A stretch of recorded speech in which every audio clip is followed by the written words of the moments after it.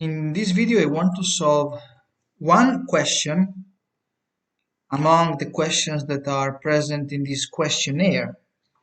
It's a questionnaire of a final exam at high school for a scientific school, and I'm not going to focus on all the questions. In this video, I'm going to solve the first one, and I'm going to translate it for you into English.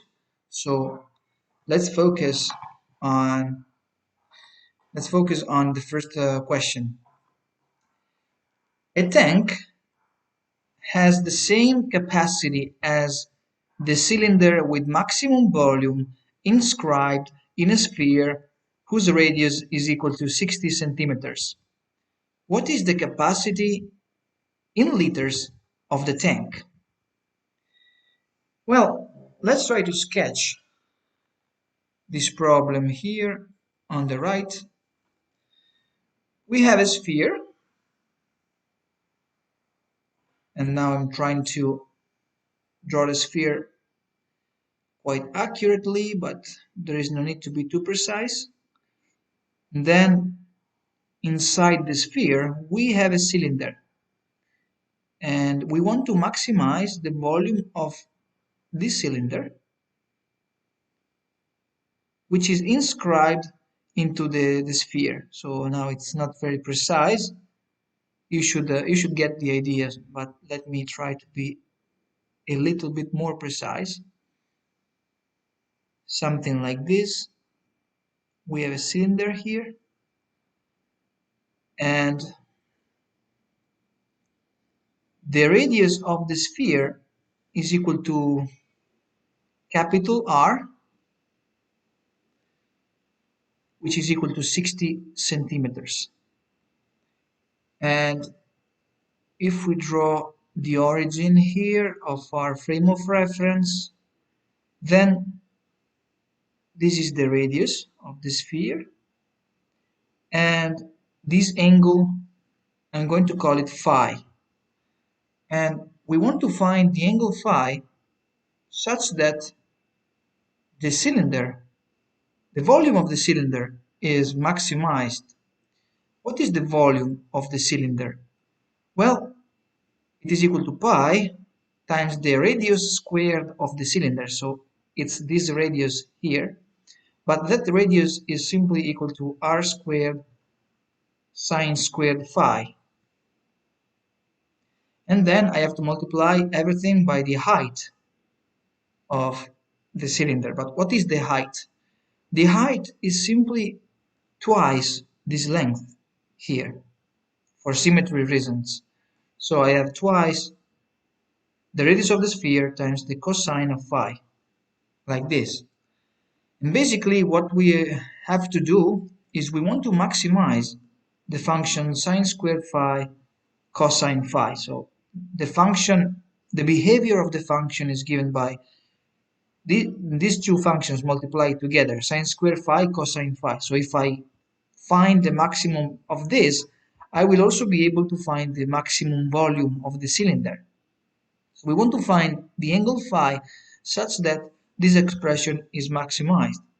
In order to do that, we have to take the derivative with respect to phi of this function and set it equal to 0.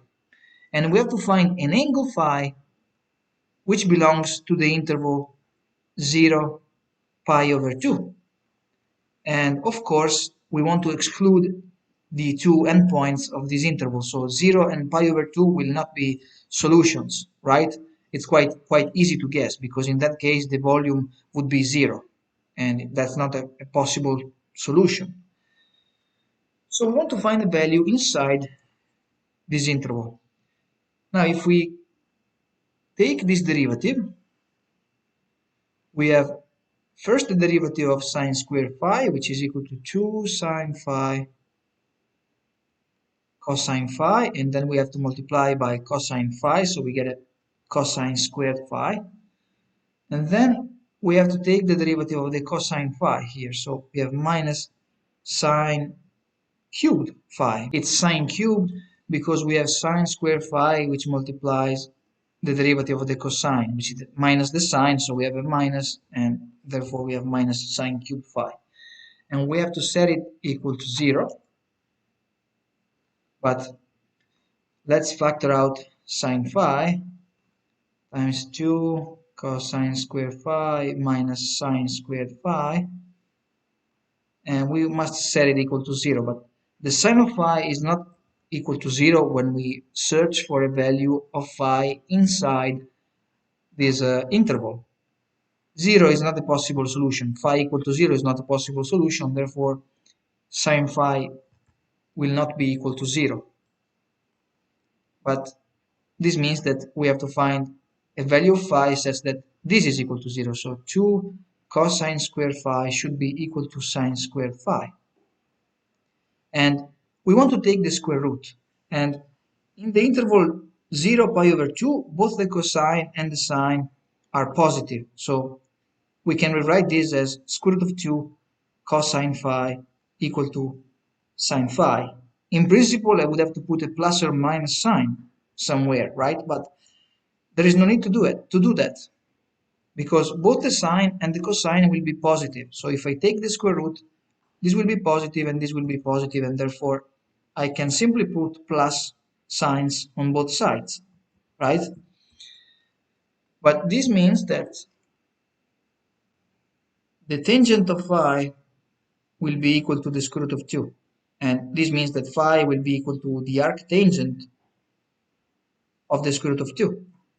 But now, instead of using a calculator to find this value and then simply substitute back into the expression for the volume, we can find the cosine and also the sine.